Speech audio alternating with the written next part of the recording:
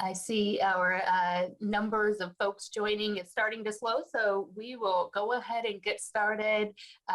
Welcome everyone to today's webinar on medications for opioid use disorder in criminal justice settings, developing partnerships between correctional professionals and community-based providers.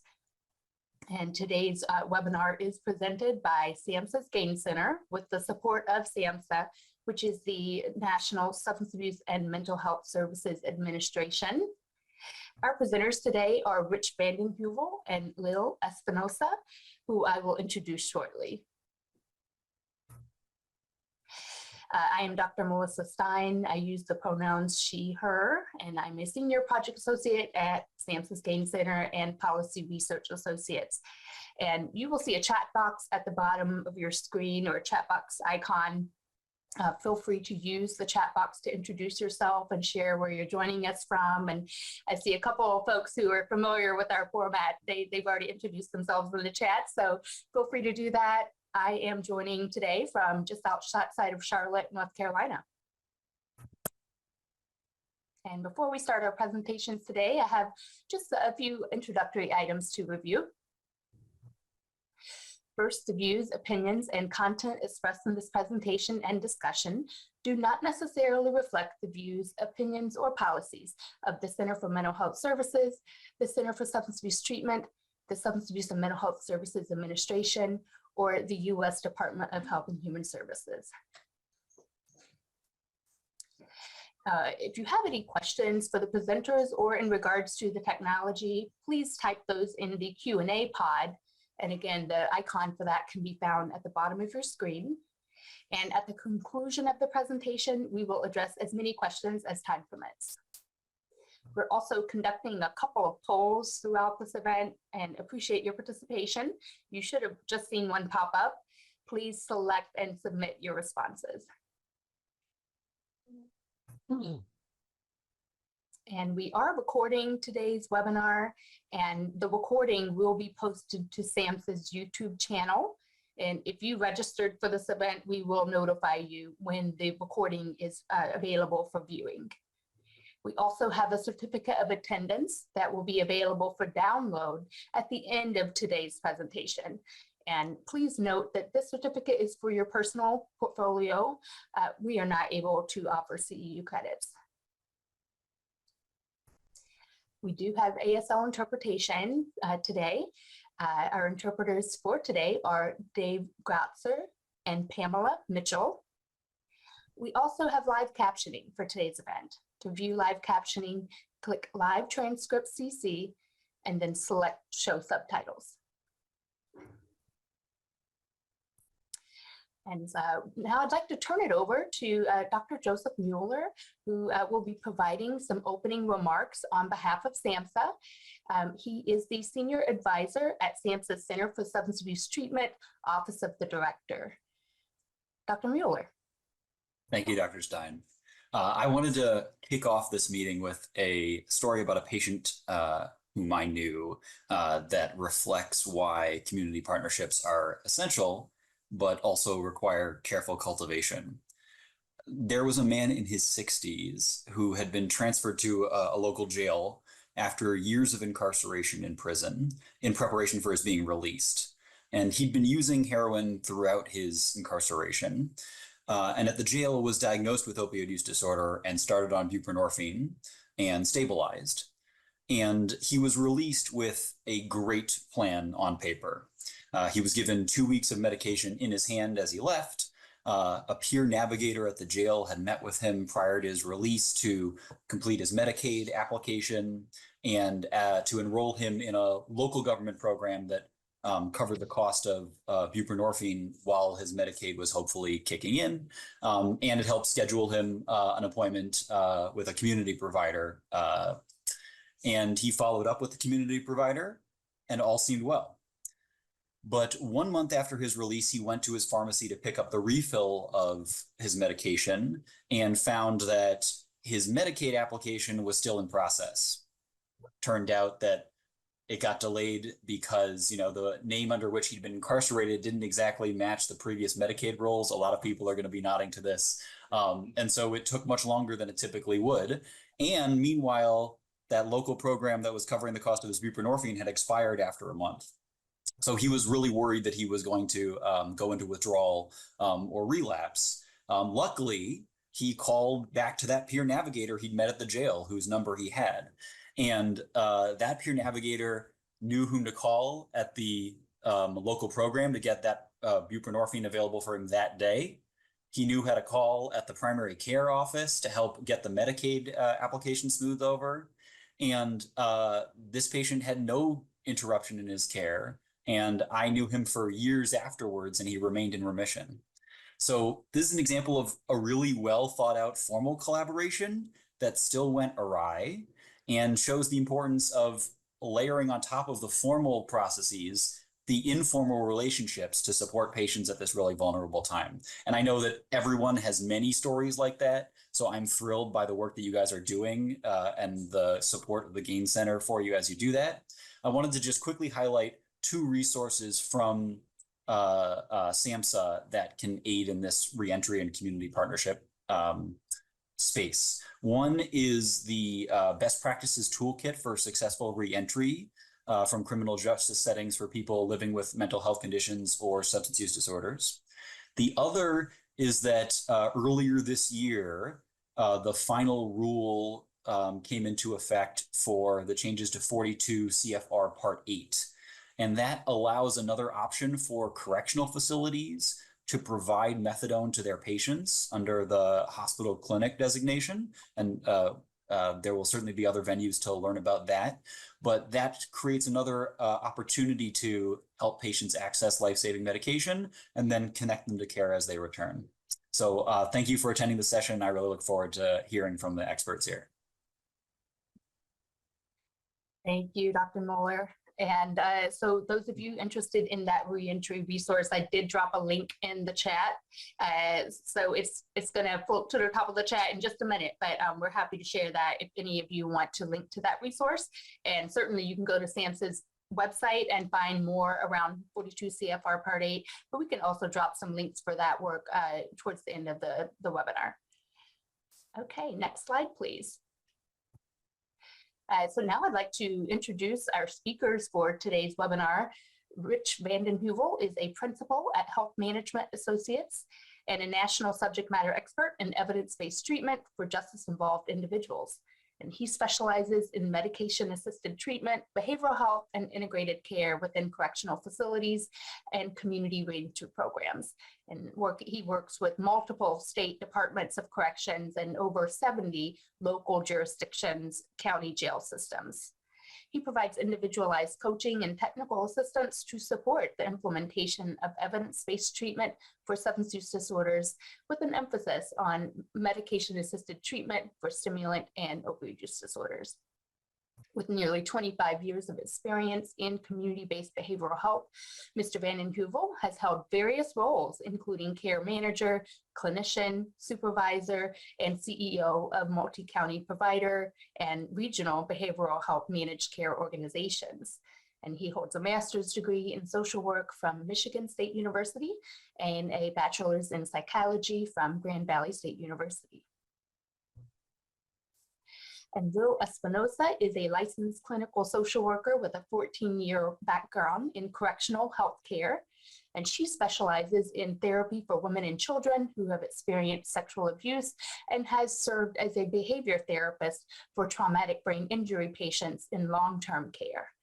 And Ms. Espinosa created a nationally recognized intensive whole person program for individuals in jail who have substance use disorder and served previously she served previously as the MAT program administrator for the Arizona Department of Corrections, Rehabilitation, and Reentry. And in this groundbreaking role, she brought medication-assisted treatment services to over 7,000 incarcerated individuals experiencing opioid use disorder. So now you know who is presenting to you. Now I'd like to learn a little bit more about who is joining us for today's webinar. And thank you so much to all of you who've shared your information in the chat. It's just amazing to see folks join from coast to coast across the nation. And it looks about almost half, 47% of you are joining from an urban location. and 28% reporting in from a rural location, and the remainder joining from more suburban locations. And we do have a few of you, about 15 folks, joining us from tribal lands, such as reservations, Pueblo, or Alaska Native villages. And then in terms of your organization background, let's see, I do see a majority, 28% joining from community-based provider agencies. Wonderful. And then that is followed by 19% of you joining from corrections, probation, and parole. So I think we have our target population here. However, I do see about 20% of you joining from government policy, some of you joining from judiciary, public health. Wonderful. So welcome to all of you. Thank you so much for spending your time this afternoon to learn about this important topic. Without further ado, I'm going to turn it over to our presenters to get started. So Rich, go ahead. Thank you, Dr. Stein. Thank you, Dr. Muller. Absolutely fabulous lead-in. Thank you, everyone, for joining today, and happy Halloween. Really appreciate you've all taken time out of your busy days for this very important conversation, life-saving conversation. As Dr. Stein said, I'm Rich Vanden Heuvel. The title I like the most, I've been with, as you can see from my little background, I've been with a company called Health Management Associates for nearly 10 years. My title is principal, but my favorite title is coach, because I get the privilege of coaching correctional organizations working with justice-involved populations and their community partners. It's literally all I've done all day, every day for about the last 5 years. So very excited to be here with you today, and hoping it's a good use of your time. Next slide, please. And with me today, the person you're really going to want to hear from probably is Lil. And really happy Lil is joining me today. I've had the pleasure to be able to work with Lil a little bit. And you'll want to hear her experience directly from the ground. I'm a consultant who gets to work with facilities. Lil actually had to do the work. So Lil will probably be our headliner today. Our learning objectives today, so this is what we hope to convey and what we ask, excuse me? And what we ask you to hold us accountable for. You can see them on your screen. By virtue of you taking your time today, I'm sure you understand the importance of establishing partnerships with community organizations, but we definitely want to reinforce that. We will identify and convey, we hope, best practices for developing and maintaining those effective community partnerships, particularly to support individuals as they transition from setting to setting.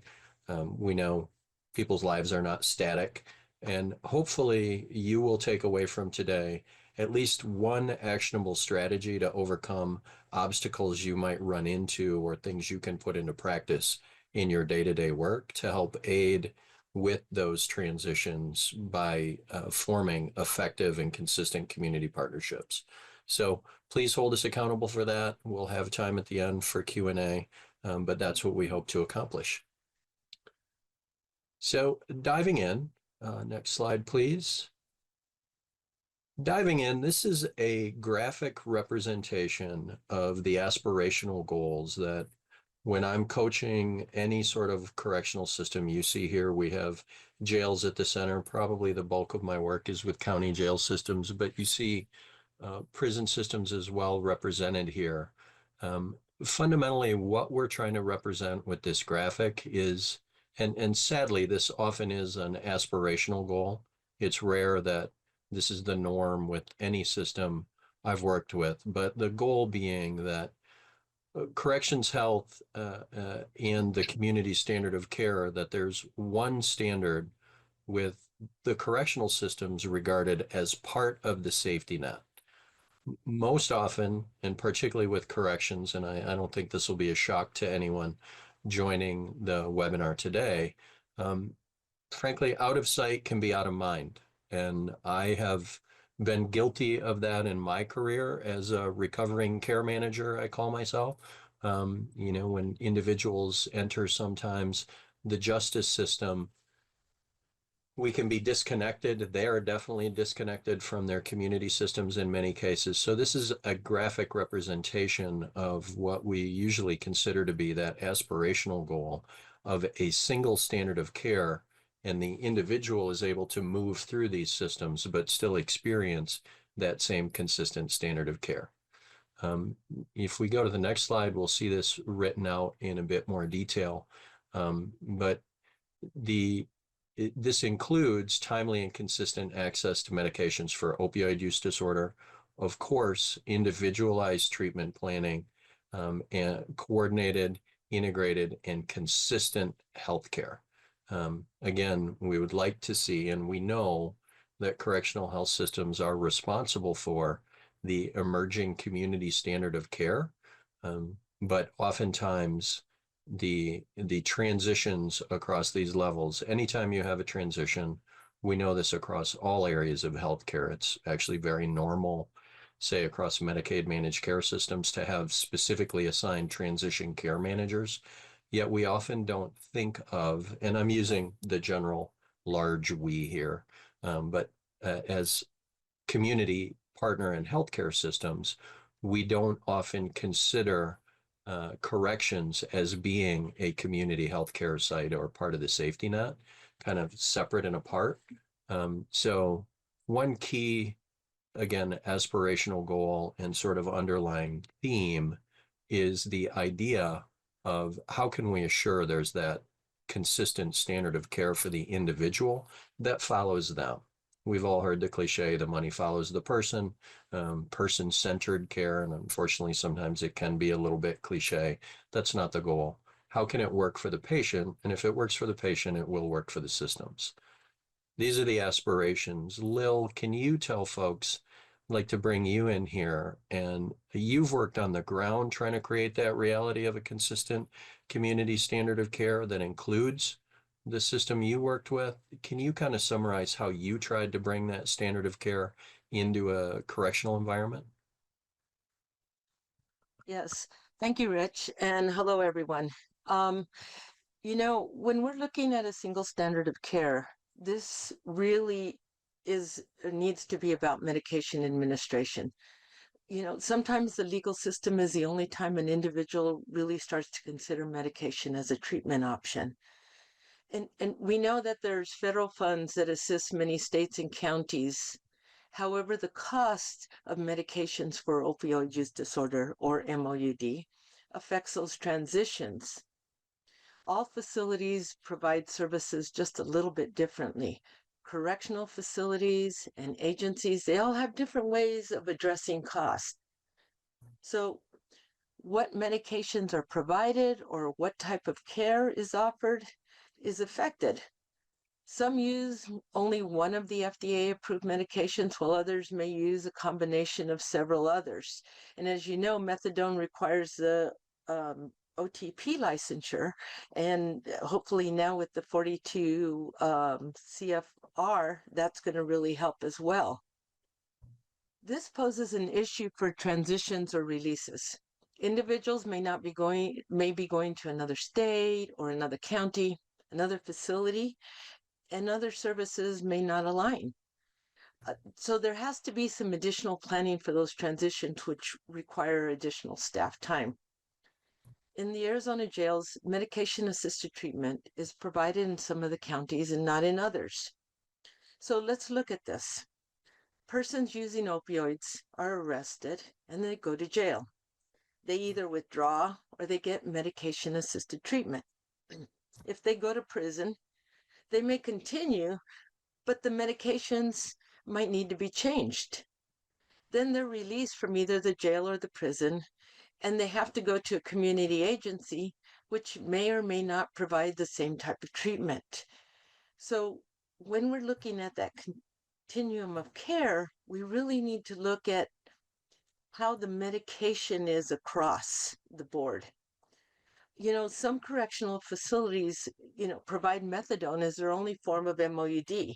So going to another agency creates huge issues, as a person may need to be tapered off or, worst case scenario, go through withdrawal.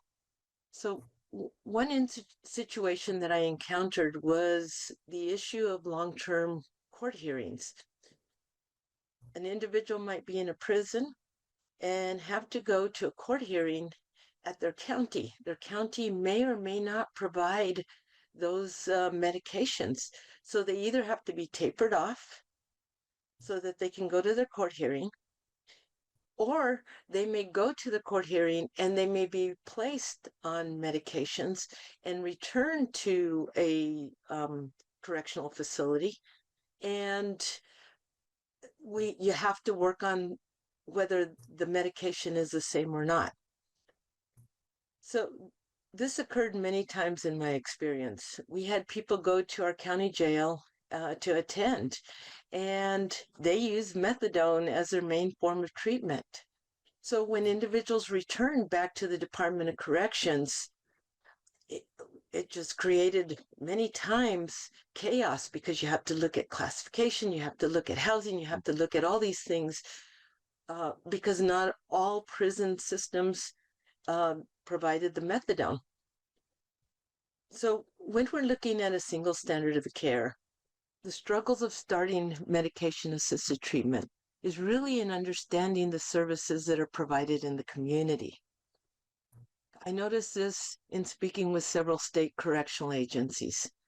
Each state that I spoke with was working with their legislature, with their community agencies, and with their state culture, each doing the process just a little bit differently. You know, does this mean one way is better than the other? No. However, you know, in my opinion, consistency is important in addressing the opioid epidemic. Rich?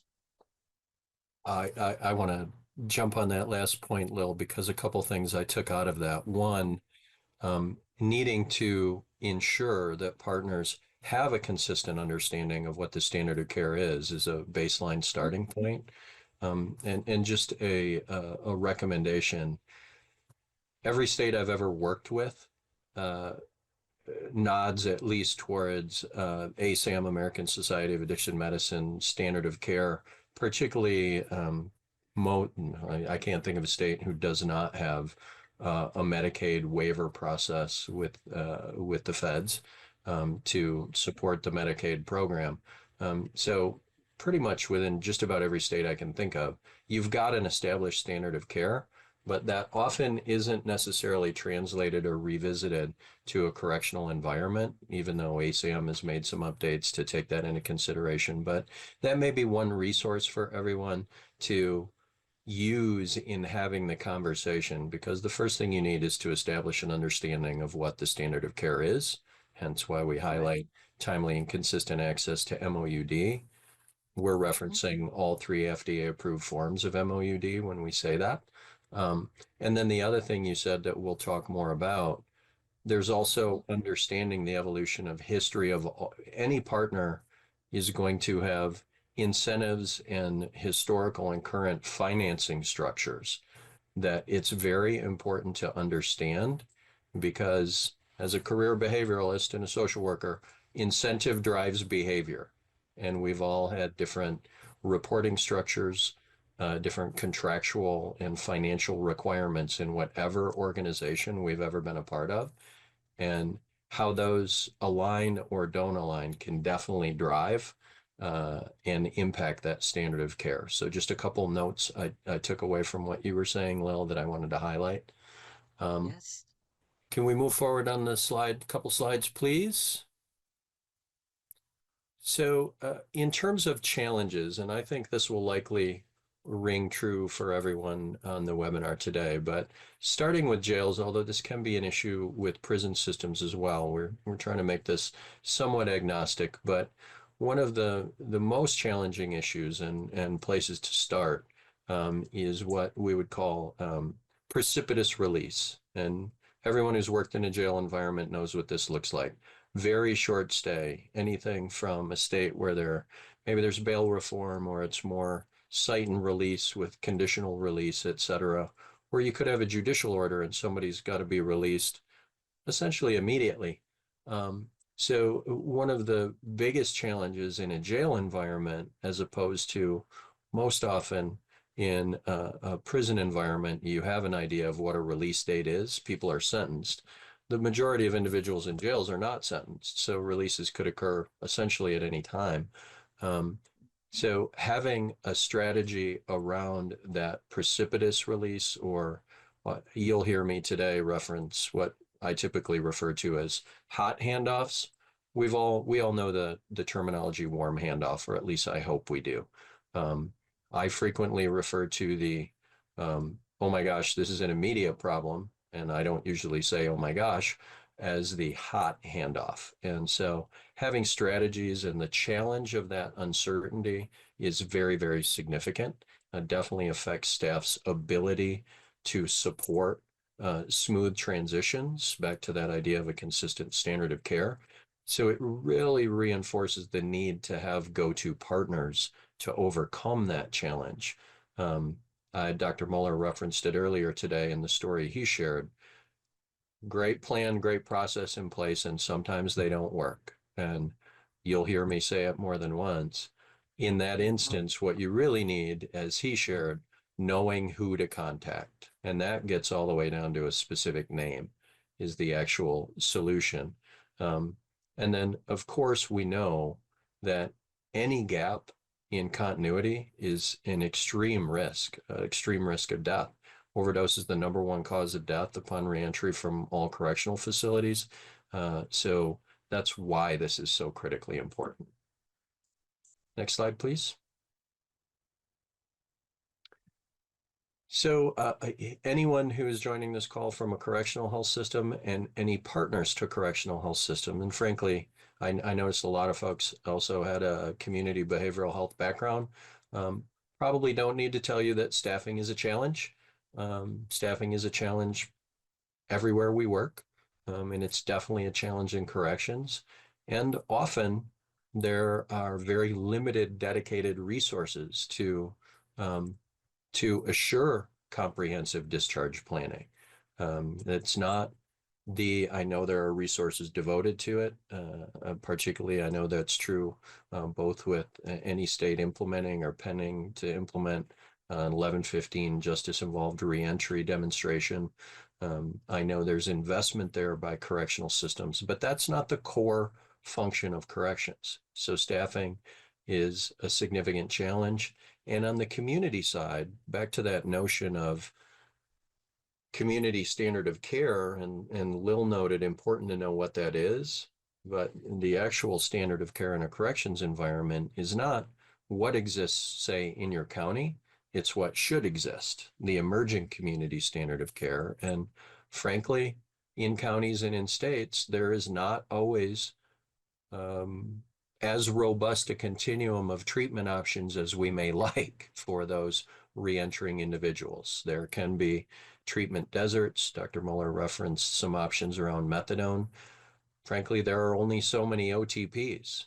So statewide coverage for methadone, there just aren't too many OTPs in rural areas in my experience. So that can definitely be a barrier. Next slide, please. So we're going to go over some best practices in terms of reentry linkages, sort of from a little bit basic to more robust. But starting from the reference here from SAMHSA actually, and this is general reentry planning for all reentry.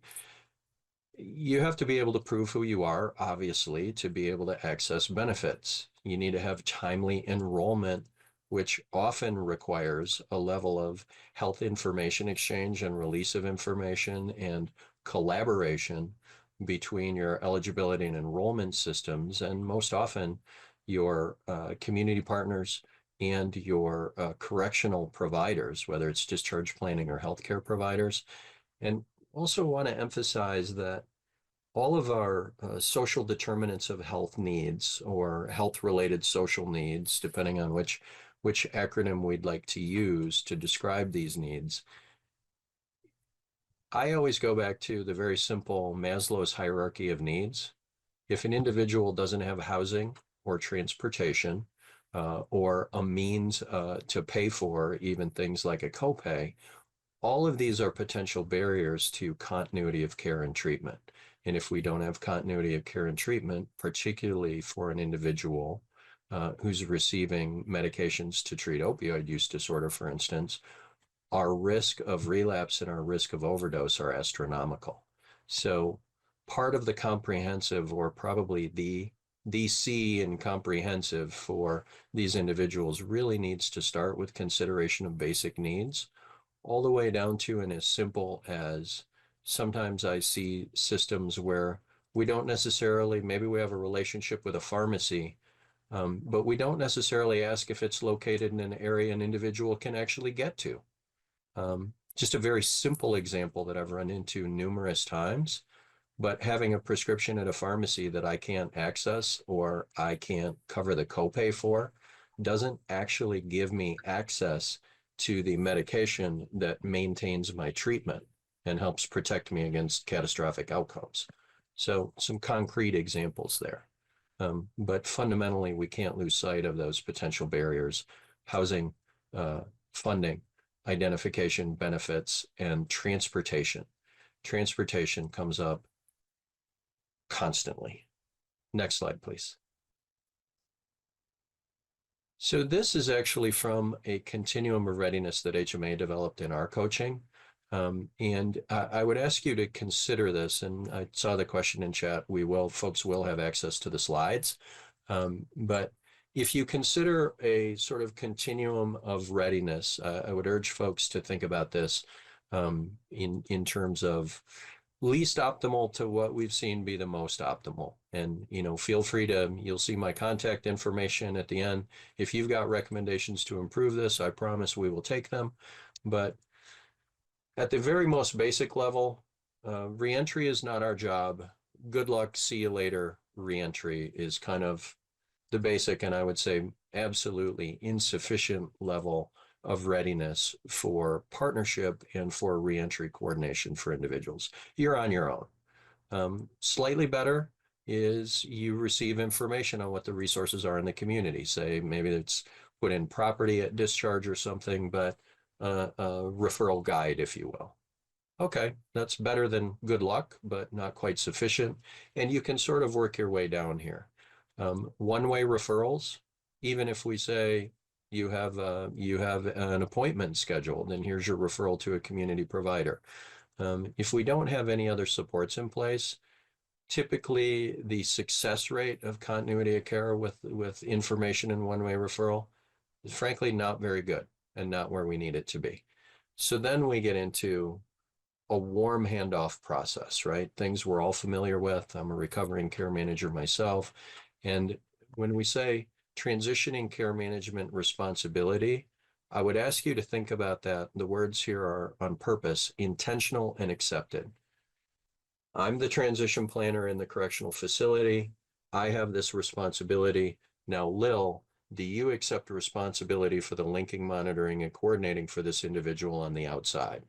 And having that clear that responsibility is transferred, very important part of the process. Diffusion of responsibility, or I thought it was somebody else's job, still happens and does not lead to very good outcomes, as you might imagine.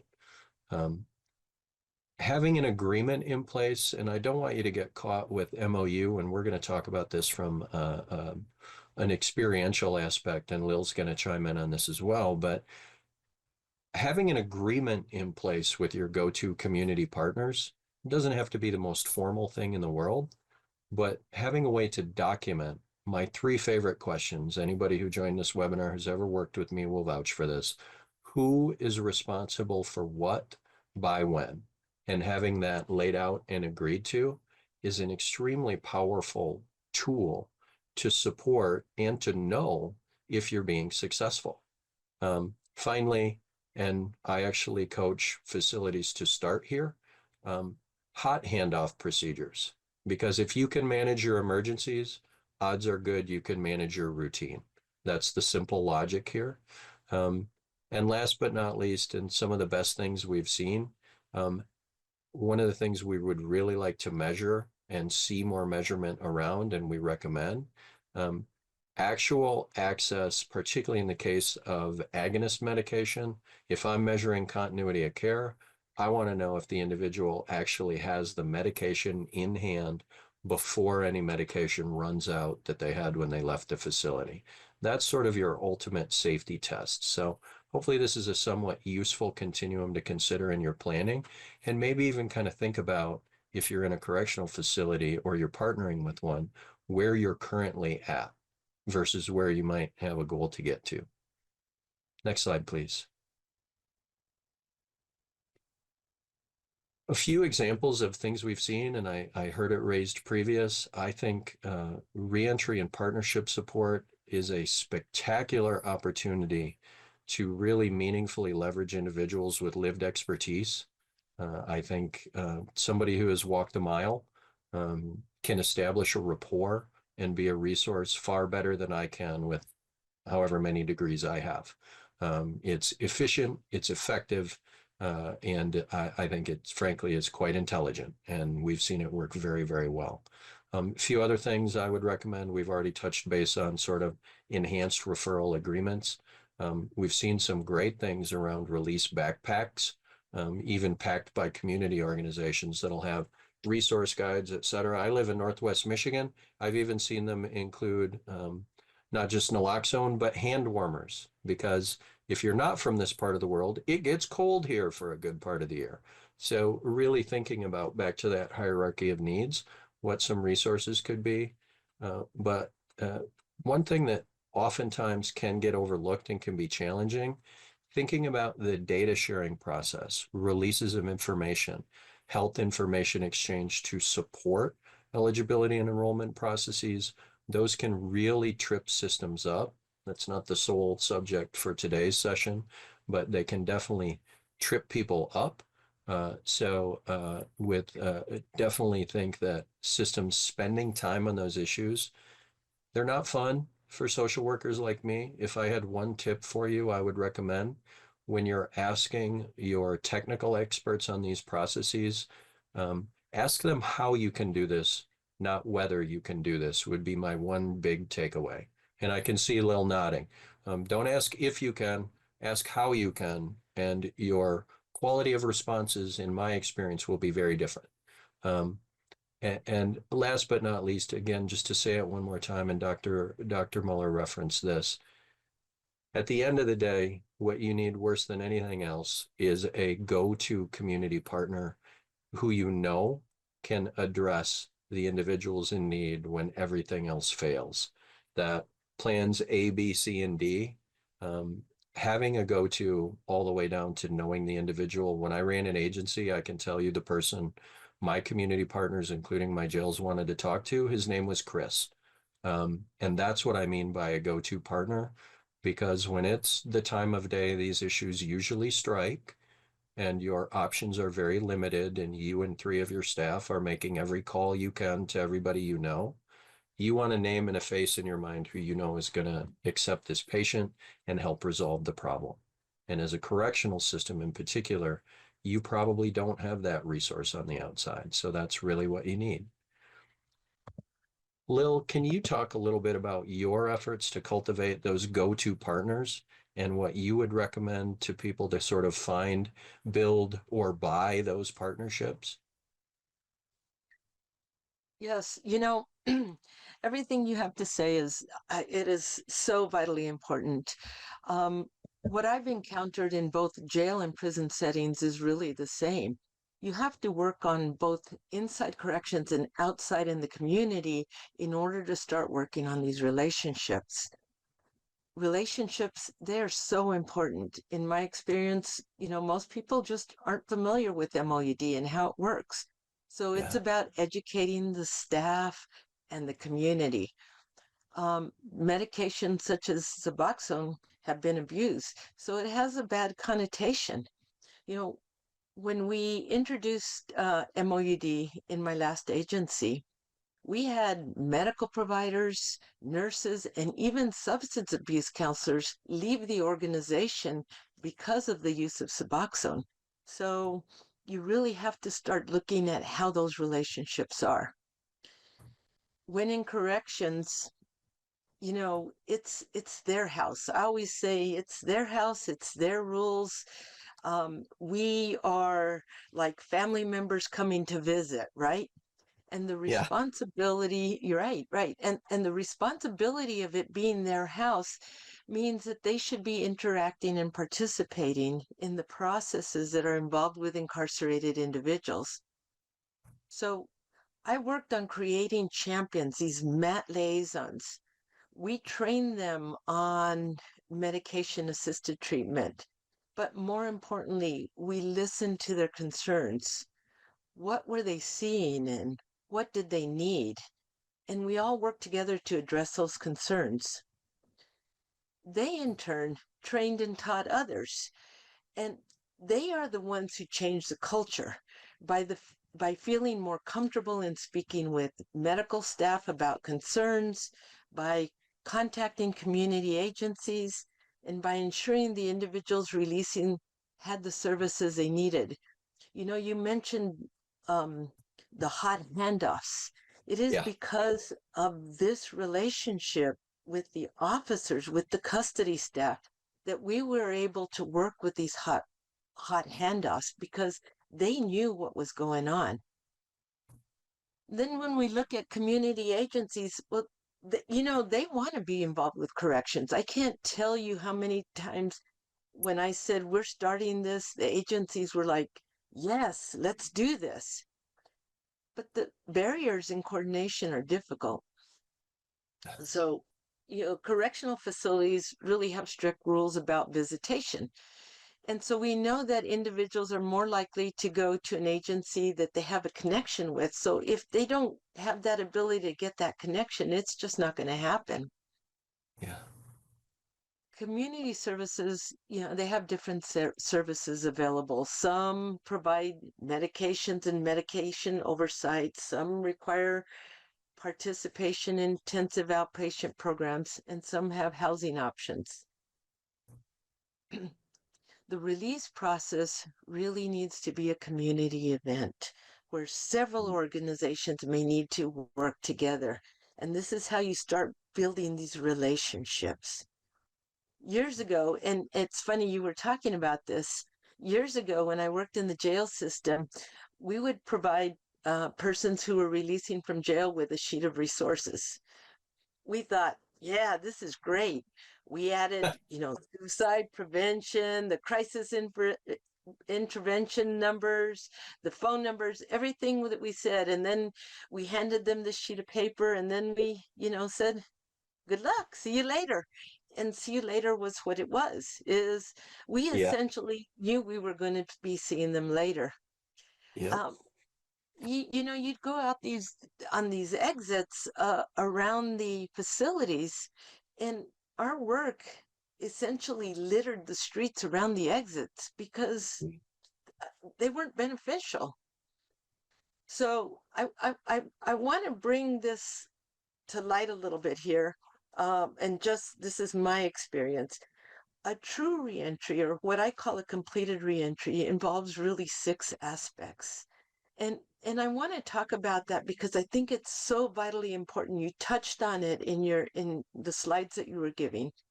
And when we're talking about these 6 aspects, we're looking at community agency, we're looking at housing, we're looking at transportation, we're looking at that medication, and we're looking at the tools that they need to obtain these, which is an ID and insurance.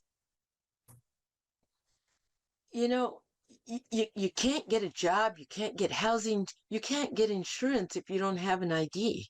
And this has to start within the walls, within our facilities prior to an individual leaving, because if they walk out the door and they don't have an ID, we basically have set them up to fail. Right. Yes. Without insurance, they're not going to be able to get the medications they need. And, well, transportation, if we don't give them transportation from a facility to a place that they need to go, which is either an agency or their parole officer or their home, they're going to find a ride. And we know that that's not always the best. Housing. If someone's homeless, they're more likely to return to old behaviors, and this includes that return to use. You Yes. have to be safe out there. These are the things you need to do. I cannot talk about the importance of release medication. That transition between corrections and community is really difficult. An Yes. individual's first priority isn't about getting medication for tomorrow. It's about seeing their family. If it were me, it'd be about getting a hamburger. Those are the things that are more important than getting that medication. So having someone walk out with those release medications in hand is absolutely vital. Yeah. And then I cannot talk enough about community agencies. It's not about having a community agency assigned. It is about the individual having that personal connection with the agency. This is probably the most important thing, in my opinion, to be a successful reentry.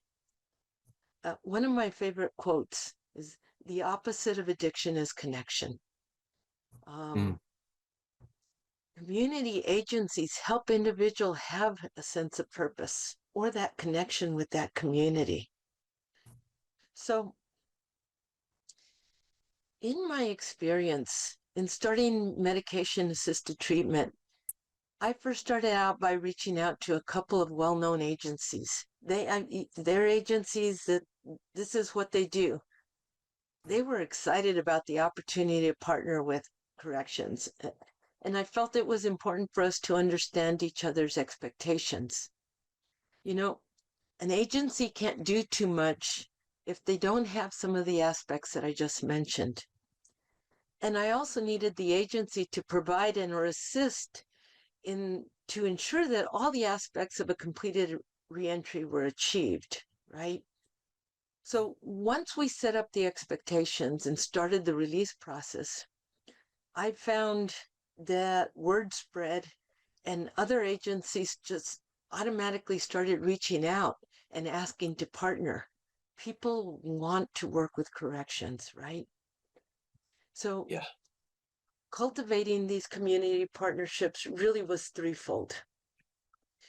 When I had the agencies, the first thing I did was I introduced them to our custody staff and provided the agency the opportunity to share their values with them so that they knew that when they were referring somebody to that agency, they knew who they were referring them to.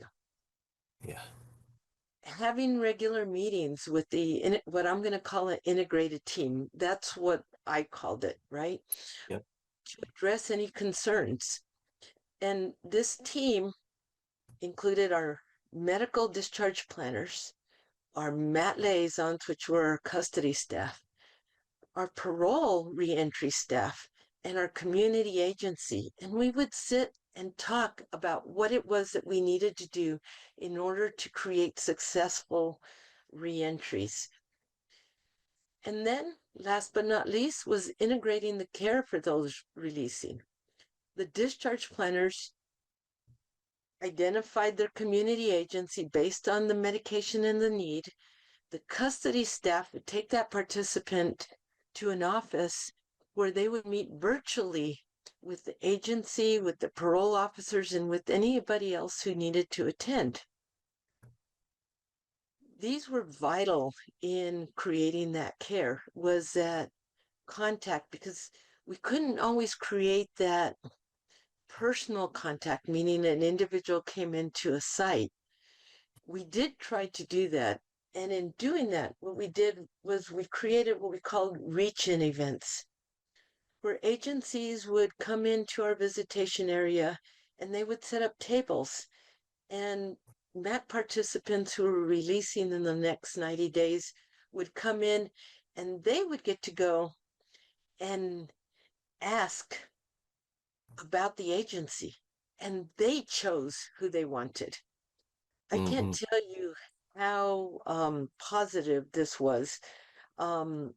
This reach-in event was also really successful in a jail environment when we started to use 90-day release criteria.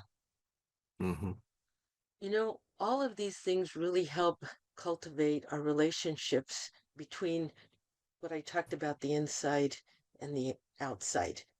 You have to work on both. I learned many times the hard way that if you only did one, it wasn't going to be successful. You really had to work on both. Rich? I think you hit so many points that are integral, and we'll have some slides around this, but I want to reinforce. If I summarize that in about 3 quick ways, the one headline would be, it's still a relationship business. It's a relationship inside the correctional facilities, first of all, to, I mean, candidly, I've had many, many, many multi-decade custody leaders tell me, yeah, we didn't always really like mental health or whatever. They did their job over there and we did our job over here.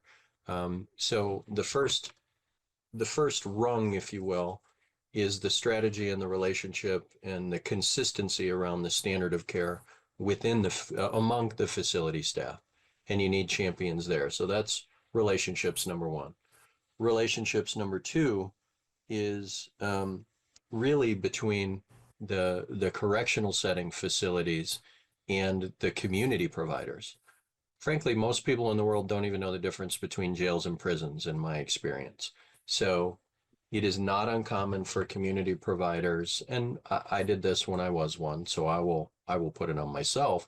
I was an expert in what other people's job was and whether they were doing it well or not. I say that somewhat tongue in cheek because, of course, I was not said expert, but I could make that assumption because I did not have a relationship and I did not understand their primary responsibilities. So you have to have that relationship and you have to work at that. And the third one, and you said this, Lil, and that's why I wanted to reinforce it, if at all possible on that transition for the patient from facilities to the community, being able to establish a relationship with the sort of receiving provider from during that transition ups your odds of that individual connecting with that community provider. I don't have this empirically, but I would guess exponentially, and I see you nodding. So I think it's, again, the summary here, it's still a relationship business at the end of the day. Really appreciate your framing on that. Yes, and Rich, go ahead, if I may, one of the comments that I saw that I want to just quickly address, Sure. and I know we'll address it a little bit more, was the issue of housing. You're absolutely right. Housing is a nightmare for individuals releasing into the community. What I have found is that there are many, many organizations that have ways of creating housing, ways of setting up different types of housing options for individuals. But when you limit yourself with organizations, then what you find is that you don't give yourself the opportunity to work with, small business here that may have housing that may be appropriate for one of your individuals who are releasing. And I'll get into that a little bit more, but I saw that comment and I really wanted to address that. Yeah, definitely reinforces that hierarchy of needs again. So appreciate that, Lil.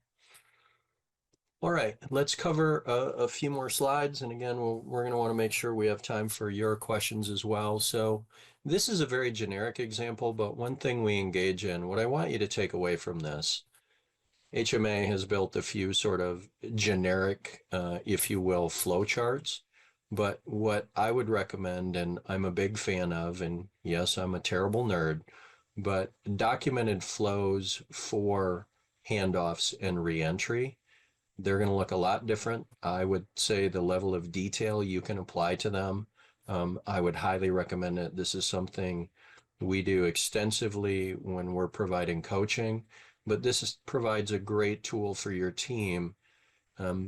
Rarely does everything go perfect, or if it does, you celebrate, right? And there's always an outlier in a flow chart.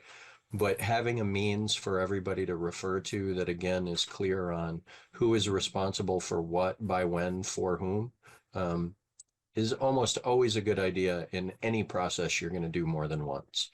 And then, of course, having a means to update it on an ongoing basis, which we'll touch base on in a second, but always engage in your CQI processes. But this is a very generic sample workflow. You'll have that in the slides, but strongly recommend that you consider this if you don't already have them. And just as importantly, monitor and update them, make them living guides, not documents we put on a shelf or in a policy manual.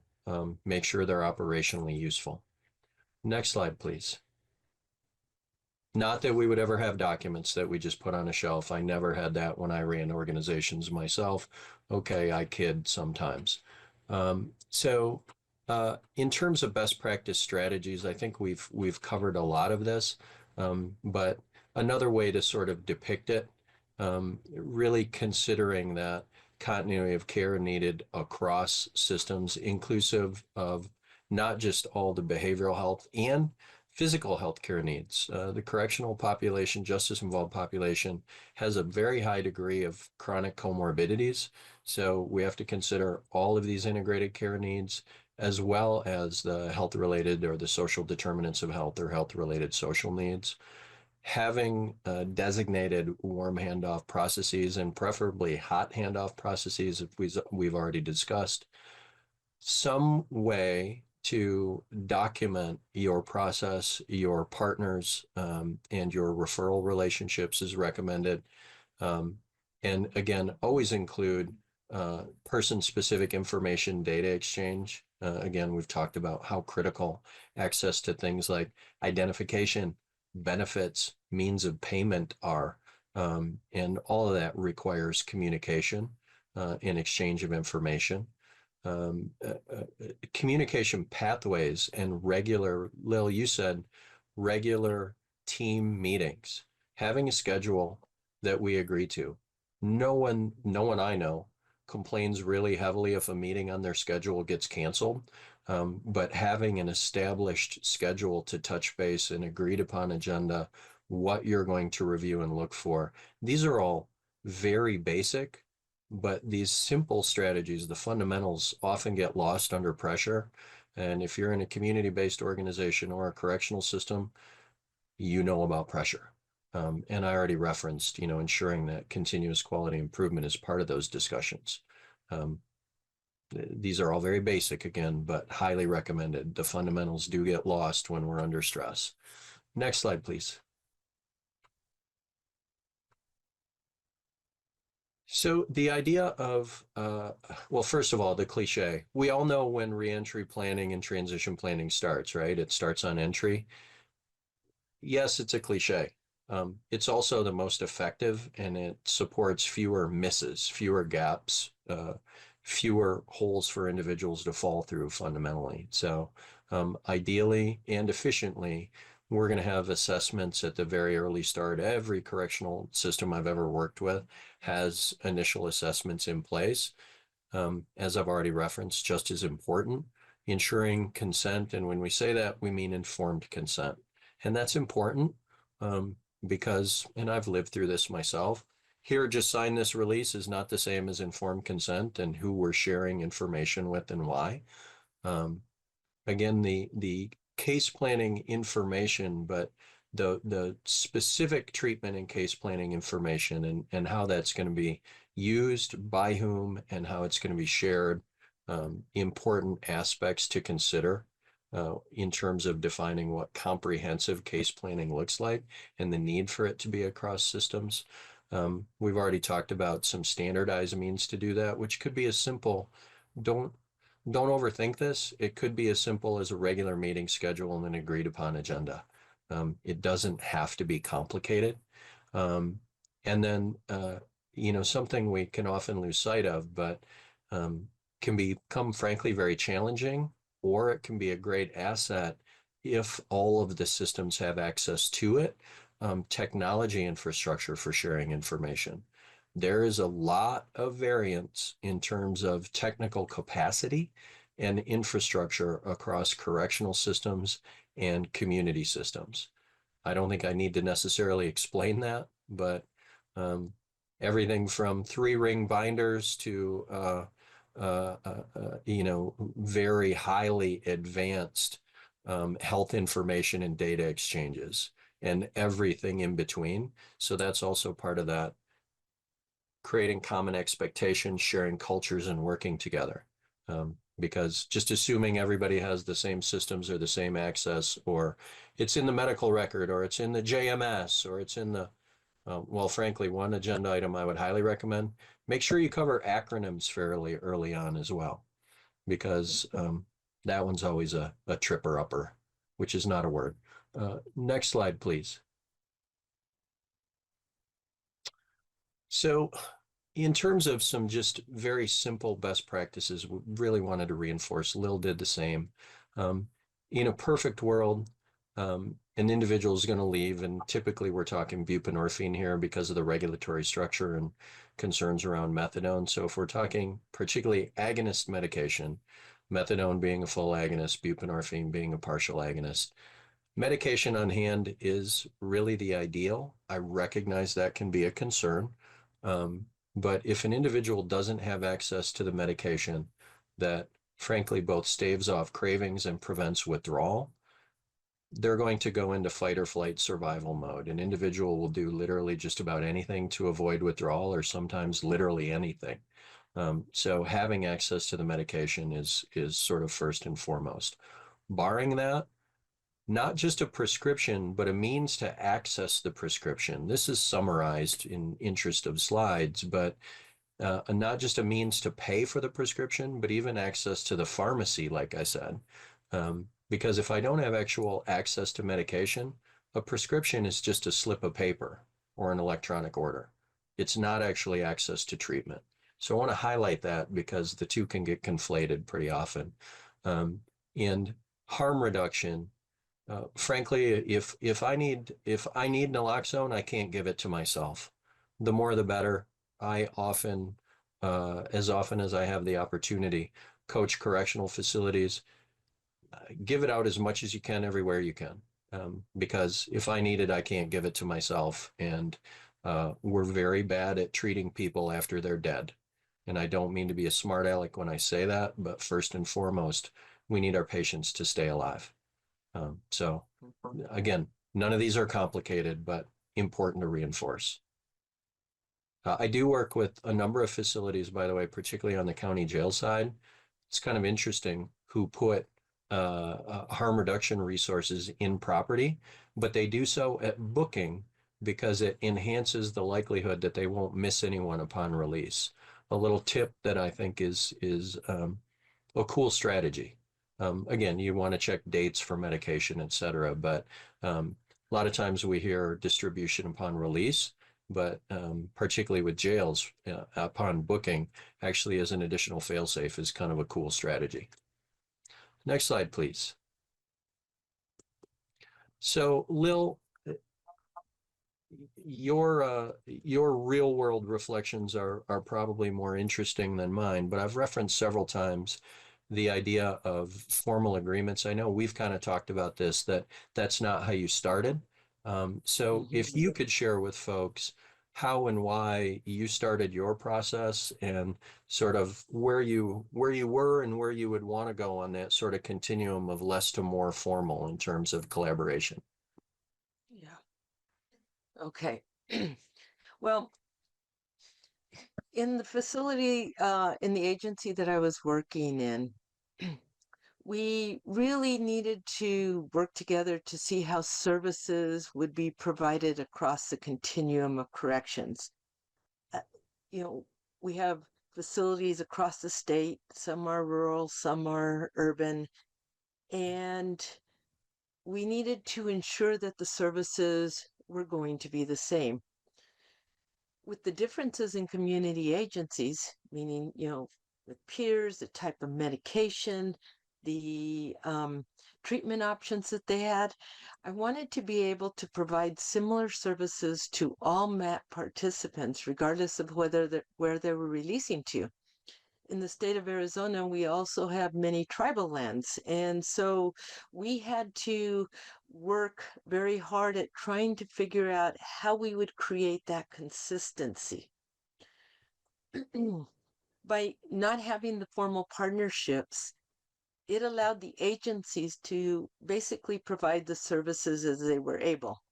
So I would have an agency come in and they would say, we really want to get involved. We're very excited. We want to work with women. But we're not set up to work with the entire women's prison system. So we can handle this much. And by not having those formal relationships, what we did was we gave agencies the opportunity to come in and work with us based on where they were at. You know, when we're looking at the idea of those formal relationships, part of it is about the expectations, right? And Yeah. so while I was at the Department of Corrections, I'm going to talk a little bit about a database that was created. I was given the opportunity to have IT support to create a dashboard. And Love that. what we did was we looked at, and for those of you who may or may not know, California Department of Corrections and Rehabilitation has a wonderful and extensive database. I mean, it's massive, right? Yeah. So we looked at their website, and using what I referred to as the important aspects of that completed reentry, we created a dashboard, a quick-based dashboard. This dashboard allowed us to not only know who was receiving services, but when they're getting released and what aspects of the release process they still needed. More importantly, it allowed the community agency to have access to this information. You talked about privacy, releases of information. Yes. We made this dashboard privacy compliant as an agency wasn't able to look at a person on the dashboard until a release of information had been signed, approving information to move both ways, essentially. And Mm-hmm. so this Exchange. allowed, this allowed the agencies to actually get the information that they needed. So the dashboard allowed this integrative care. In other words, our discharge planners, our custody staff, our parole officers, and our community agencies all had access to the information in the information into as real time as you could get. In jail systems, real time is let's just say it's not real time, right? But when we're looking at those agreements, when we're looking at MOUs and the formal agreements, we use the dashboard as our way of an agreement. We allowed all sides to be able to check in on each other and follow through on the expectations that we initially agreed upon. So even though we didn't have a formalized agreement, we used our data sharing process as a means of being able to hold each other responsible for the pieces that we said we would be responsible for. Yeah. I'm going to tell you, formal processes are important in many situations, and most agencies don't go without that formal process. I chose to not use it simply because of all the variables involved. The Sure. distance between our agencies, the differences in the community agencies and the community agencies, and just what we were going to be able to provide. So, I so you hit me right at the beginning when you said meeting people where they were at, mhm. and then agreeing upon expectations. So meeting people where they're at, agreeing upon the common expectations, and then meeting regularly, and really we improve what we measure, right? Again, basic concept, but it's a fundamental because it's true. And actually using that as a means to sort of hold each other mutually accountable for what your goals are. And I think those are spectacular examples. I don't think I have ever recommended to a system that you start with a formalized contract laying all of these sorts of things out, especially if you don't have long, well-established trusting partnerships and relationships. So you used what you had, knowing your community, if you will, your community of potential partners. Spectacular examples from my perspective. Thank you. Okay, a few other best practices, and then we're going to make sure and leave some time to get into questions. If we could move forward on the slide deck, please. So some pillars of reentry and recovery, and some of these we've touched base on, like forging relationships and establishing that common expectation, common mission. But I want to emphasize this supporting low barrier access. A lot of times, and I've worked in systems that I'm positive have done this because of funding or contractual realities or bureaucratic realities or what have you.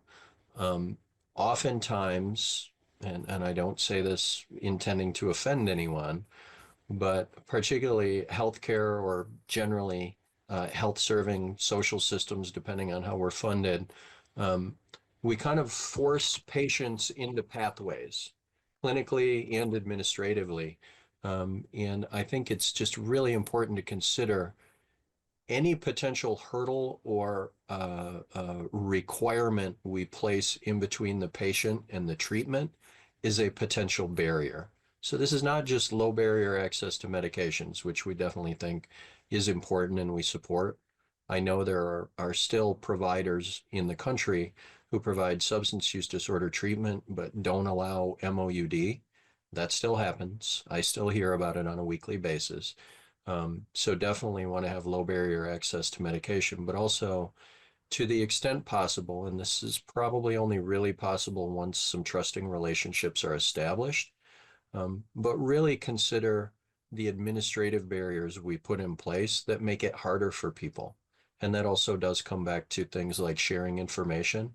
Here was in my day, something that would be antithesis to a treatment provider would be accepting the assessment and diagnosis from another duly licensed certified treatment provider.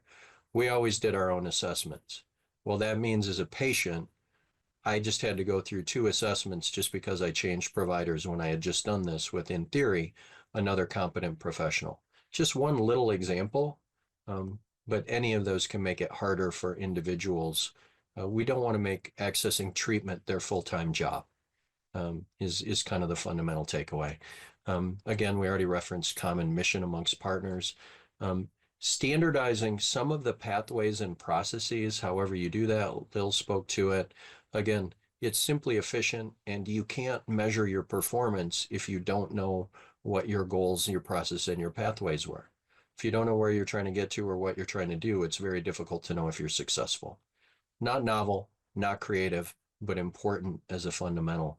And as we've already discussed, having that regular venue to have all the disciplines connected and continuing that relationship work, making that ongoing partnership work. And I just summarized several slides, so I'll buzz through some of these a little bit quickly so we can get to Q&A. Move forward, please, on the deck. So on the no wrong door, low barrier, just want to reemphasize, which I think most of the people, if not everyone on this webinar, are aware of, but every single point in the system, if we were thinking from a law enforcement perspective, consider like the sequential intercept map.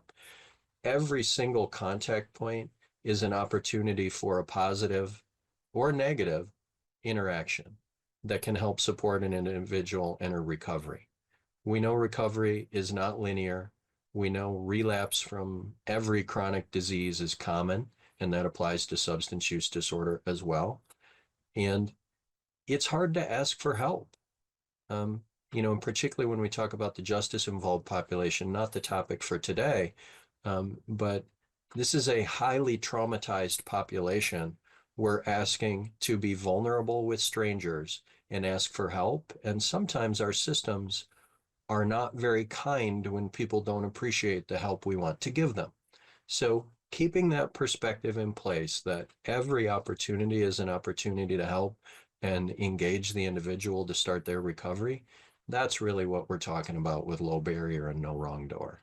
And I know that's maybe a little soapbox or preachy, so I appreciate the claps and the hearts, but it's important to remember these fundamentals.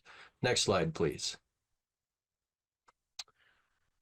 So roles, I think it's very, very important to reinforce collaboration across systems. And I also think it's really important for individuals to kind of know what their roles are.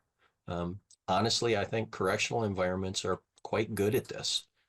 There are usually pretty clear chains of command.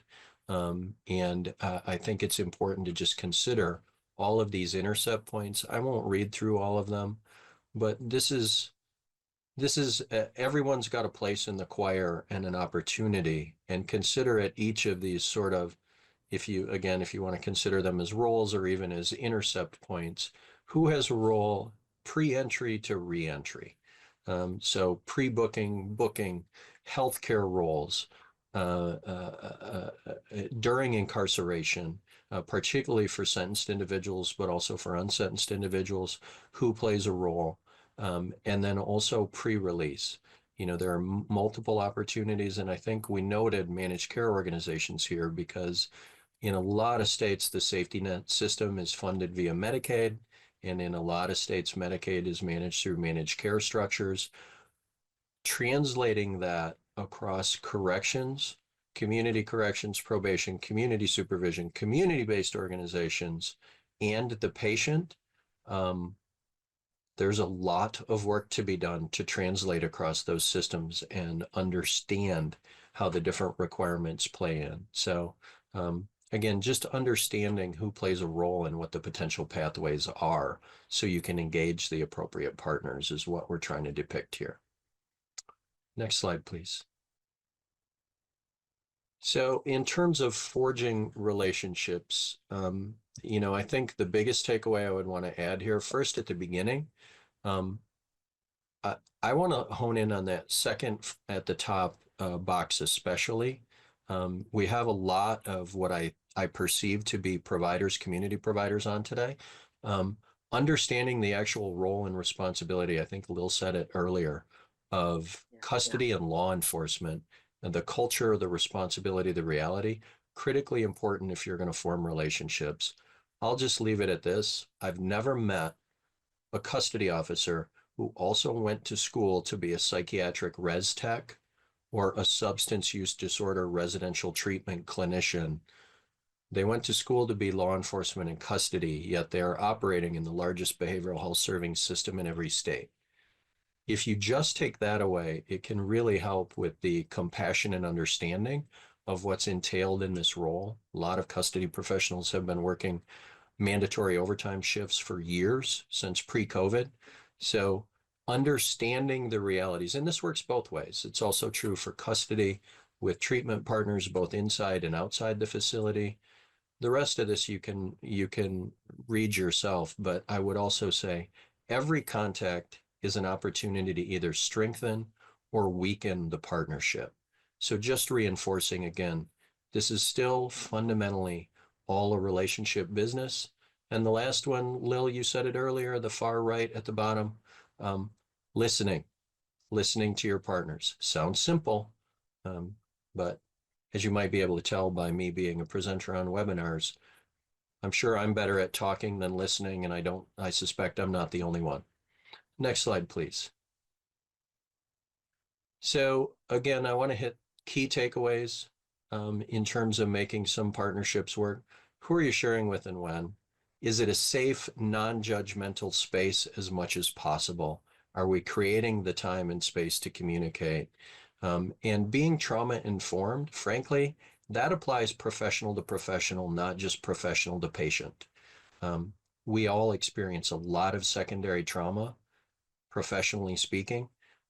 So being patient and applying those trauma-informed skills with your partners is a very, very smart strategy. Next slide, please.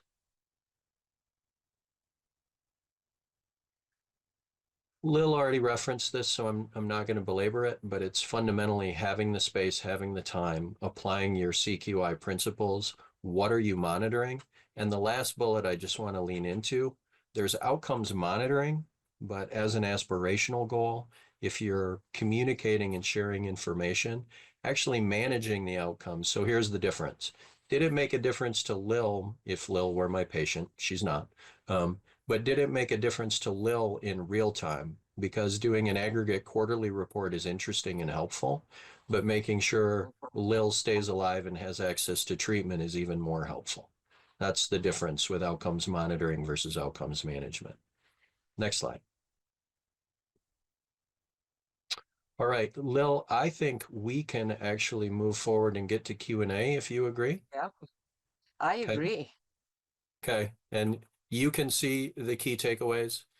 So I'm not going to read them to you. I think we want to use our time to make sure we hear from you all. You all will get a copy of the slides as well. Absolutely. So for those of you asking, we will be sharing slides. If you registered, you will get a copy of the slides. And if you did not register, you can reach out directly to us here at the Gain Center. Yeah, we only have about 9 minutes for Q&A, but we'll see what we can get covered. And yeah, thanks so much, everyone, for your feedback regarding the webinar. You know, I have seen a couple of questions in the Q&A pod about, well, you know, what if folks are being released and they're not on parole and we really don't have much to do with them once they leave, kind of, you know, the top of that continuum of services that Rich went over at the beginning of the slide. And I just want to really reinforce that the process Lil shared in sitting down with people, creating relationships with the community providers, creating those reentry fairs where the providers could come in and meet with people, the virtual meetings where people could virtually meet with the community provider. I want to reinforce one of the reasons that's so important is that then increases the likelihood that those people will follow up with the community provider after release. So even if they are, you know, outside of your jurisdiction and supervision after release, if they've had a chance to connect with a community-based provider during their incarceration, then they're more likely to follow up with that provider after release. What increases the likelihood even more is if that person is a person with lived experience and can say, hey, I know what you've been through. So when you come out, I want to talk to you.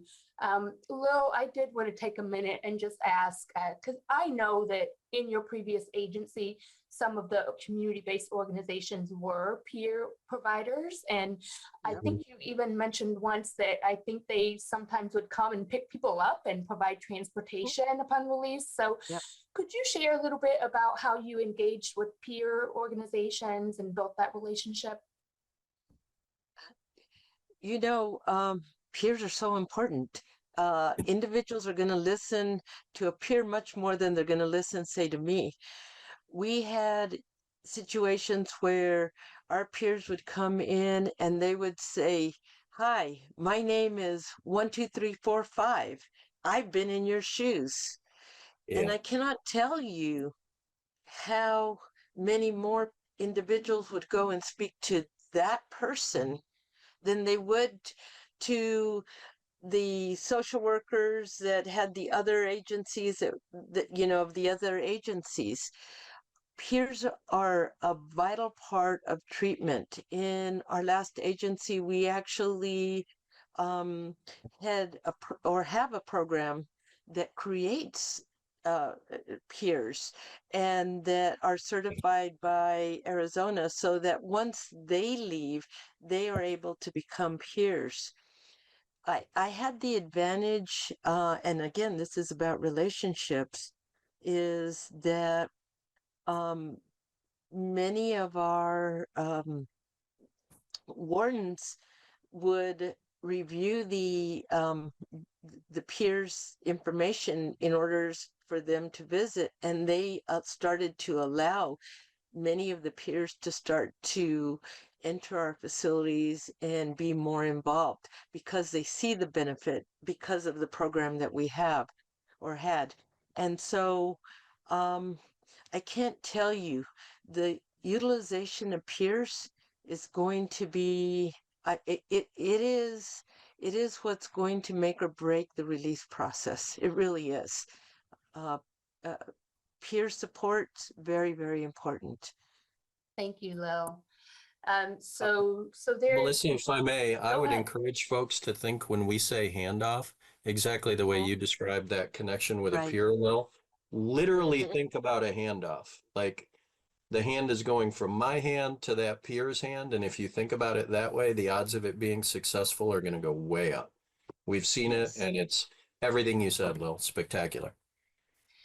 And some folks have noted that they have encountered barriers to getting people with a lived experience, a history of incarceration or arrest Yes. in local facilities. So, we have seen communities come together and have conversations with the local sheriff or Yes. local leaders about changing policies so that peers can get inside and talk to people. Any other ideas that you both have heard of to ease barriers to peers getting inside jails or prisons?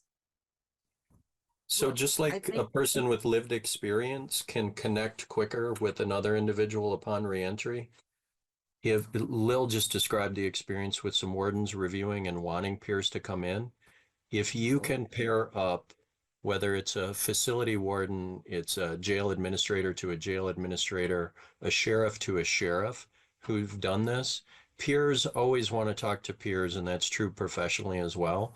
And as a social worker, I can tell a sheriff all day that he should, basically violate his policy on background checks. Right. And my opinion is at best mildly interesting. Connecting up Yeah. with a professional peer who's seen the benefits from this, another sheriff, worth its weight in gold. Yes. Yes. And as a matter of fact, as part of the Policy Academy, the Gaines Policy Academy, um, we had the ability to have um, custody staff speak to our custody staff. And it is just very helpful for them to hear it from someone that is on their level to understand that.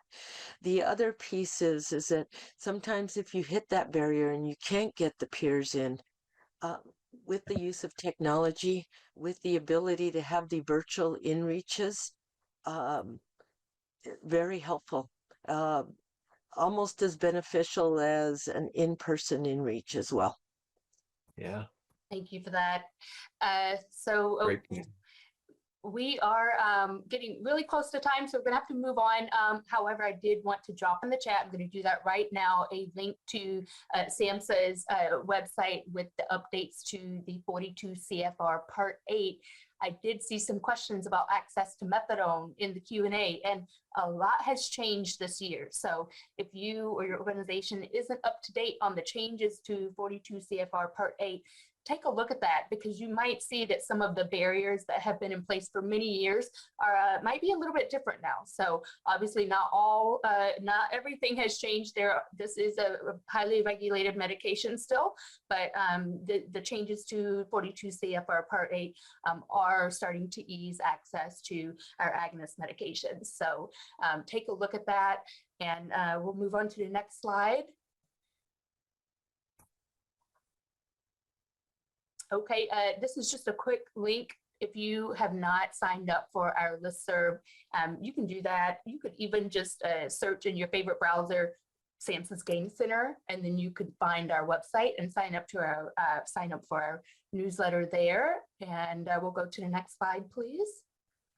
And here, I just wanted to land here. So if you have any questions that weren't answered and you really, really would like to get some help, the Gaines Center is here to support you. We actually have the ability to provide phone-based consultations. So if you have an issue that you need to work out on this topic, reach out to us. There's our website link at the bottom of this page, as well as our toll-free number. And this also applies if you had a question that did not get answered. Feel free to reach out to us. We're happy to follow up and answer that question. We're at the end of our time, and I just want to take time to say thank you so much to Lil and Rich for the wonderful information they shared today, both the professional experiences as well as the personal. We really appreciate it. And I just really hope that everyone on the call today has something to take away and really apply in your work as you move forward. So thank you so much, everyone. And we hope to see you at the next Games webinar. Have a great afternoon. Thank you all. Thank you, everyone.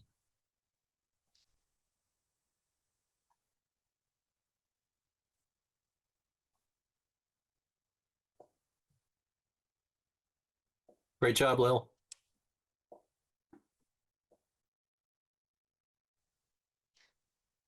Thank you. And great job to you.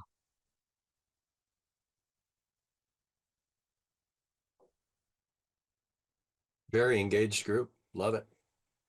Yeah. I'm not used to all these reactions though, with the clappies and the hearts. It's kind of wonderful. Thumbs up. There's all kinds of like, which is great. Yeah. Nice to get real-time feedback. Yes. I And like there they go now. I wasn't trying to bait you all, but thank you.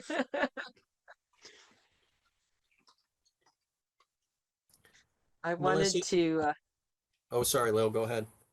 Oh no, I was gonna say there was one comment right there at the very end that I thought was really cool about you. Okay. I can't find it now. Boy, There are a lot of comments in lot chat. of comments. There are a lot of comments in chat. Yeah, yeah. Yes, I think people have come to know that the Games webinars, we just chat. It's a great place for people to share information. As you can see, they have conversations amongst themselves. So its own little, it takes a life of its own. But hey, that's fine. That's great. I want people to get out of this what they want. And so that peer-to-peer connection, even within our chat, is great. No, I think maybe the chat Lil was talking about, it says that Reginald Braswell, she said this Rich guy is pretty impressive. Yes, that one. I think that was the one that caught my eye. Okay, not a relative. It may even be a pseudonym. I did not plant that. I don't know where that came from. If it's anybody who knows me, then people who know my sense of humor, it very well could be somebody I know who used a pseudonym just to mess with me, because that's my sense of humor. So that's what I'll keep my ego in check and assume that's what happened. Melissa, I'm sure we can follow up if there's any follow-up we need to cover.